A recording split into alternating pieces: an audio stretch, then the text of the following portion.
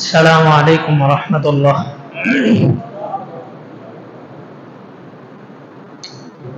আমাদের মূল আলোচনা হচ্ছে অন্তরের ভিতরে 10টা রোগ, 10টা ব্যাধি আছে। এই 10টা রোগ মানুষের অন্তরটাকে মৃত করে দেয়, তাজা থাকতে দেয় না। আর মানুষের অন্তর যখন খারাপ থাকে, এই অন্তরটা, এই কল্পটা পুরো বডিকে পরিচালনা করে।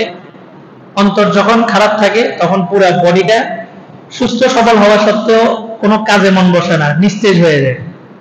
আল্লাহ রাসূল বলছেন, ইযা সালুহাত সালুহা সাইরু আমালি। এই দিল, এটা যদি সুস্থ থাকে, তার সমস্ত আমলের মধ্যে উদ্দীপনা থাকবে। দিল পরিষ্কার থাকলে ইখলাস থাকবে, আর ইখলাসের মাধ্যমে যে আমলটা করবে এটা আল্লাহর দরবারে কবুল।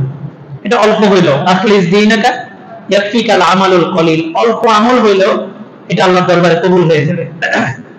ওই 10টা ধারাবাহিক আলোচনা আমাদের সামনে সপ্তাহে আসবে।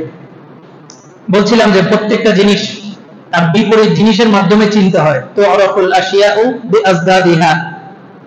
দিন চিনে না একজন, তো সে রাত চিনে, রাতে অন্ধকার। তো তাকে দিন কিভাবে চিনাইতে হবে? যে যেটা রাত নয় সেটা দিন, যেটা সাদা নয় সেটা কালো, যেটা কালো নয় সেটা সাদা। তো দিলের যে সমস্ত ব্যাধিগুলো আছে, এগুলো চিনার আগে কোন জিনিস দ্বারা দিলটা পরিষ্কার থাকে, স্বচ্ছ থাকে, ওই জিনিসে আমাদের আলোচনা চলতেছিল। সেটা হচ্ছে ইখলাস। ইখলাসের মাধ্যমে আমাদের অন্তরটাকে তাজা রাখতে হবে।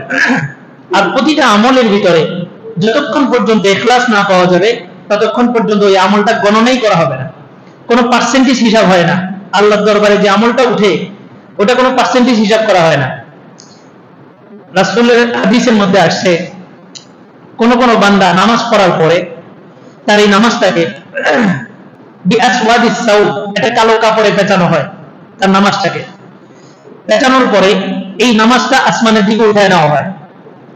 আর এই নামাজ কালো কাপড়ের মধ্যে পেঁচানোর পরে আসমানে যতক্ষণ উঠতে থাকে, সে বদদুয়া করতে থাকে, যাইয়াকাল্লাহ কামা যাইয়াতানি, আল্লাহ তোকে ওইভাবে ধ্বংস করুক যেভাবে তুই আমাকে ধ্বংস করলি। বদদুয়া করতে করতে এই নামাজটা আসমানের দিকে উঠে। প্রথম আসমানে যাওয়ার পরে এই নামাজটাকে জমা নিয়ে ওই কালো কাপড়টাকে নামাজের মুখের উপরে ছিটিয়ে দেওয়া হয়, নিক্ষেপ করা হয়। তো দেখা গেছে মানুষটা খুবই সুন্দর, তার চেহারা গঠন গঠন সবকিছু সুন্দর, কিন্তু কোনো মায়া থাকে না, চেহারার মধ্যে কোনো নূর থাকে না। আর কোন কোন নামাজকে একটা সাদা কাপড়ে পেঁচানো হয়। ওই সাদা কাপড়টা উপরে উঠতে থাকে আর দোয়া করতে থাকে, আল্লাহ তাআলা হাফিজাকাল্লাহ কামা হাফিজতানি, আল্লাহ তোমাকে ওইভাবে হেফাজত করুক যেভাবে তুমি আমাকে হেফাজত করছো। আর এই সাদা নূরের কাপড়টা যখন উপরে উঠে, আসমানে যাওয়ার পরে নামাজটা জমা নিয়ে ওই কাপড়টাকে নামাজের মুখের উপরে মেরে দেওয়া হয়। দেখা গেছে লোকটা খুবই কালো, একদম বিশ্রী, কিন্তু তার চেহারার মধ্যে একটা মায়া, একটা নূর চমকাইতে থাকে।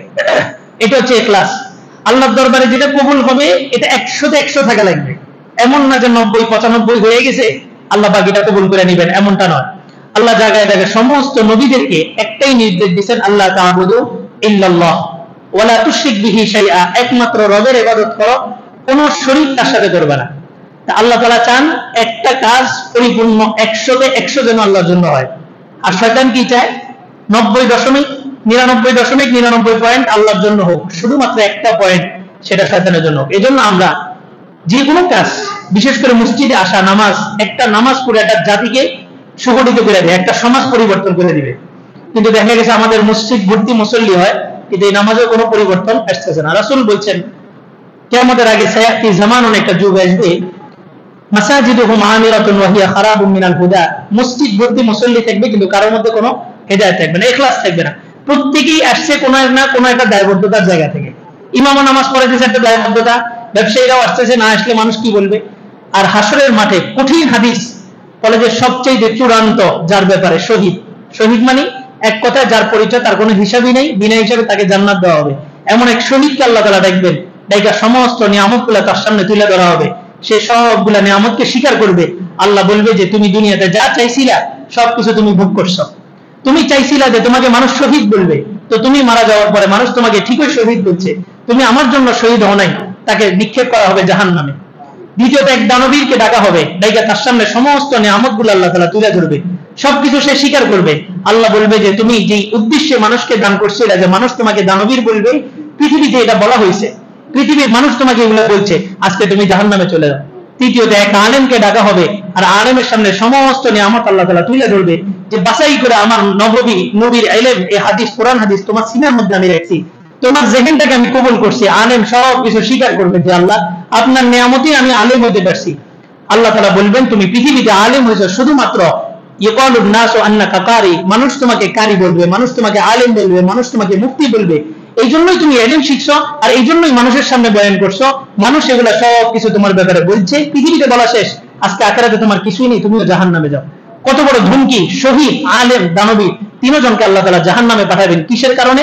শুধুমাত্র ইখলাস, শুধুমাত্র ইখলাস। এই জন্য আমাদের প্রত্যেক দিন আমরা প্রতিটা নামাজে বিশেষভাবে দোয়া করবো যে আল্লাহ আপনি আমাদেরকে রিয়াকারী, মানুষ দেখানো ইবাদত থেকে হেফাজত করে আমাদেরকে ইখলাস দান করেন। দাঁড়িয়ে কথা সোজা করে।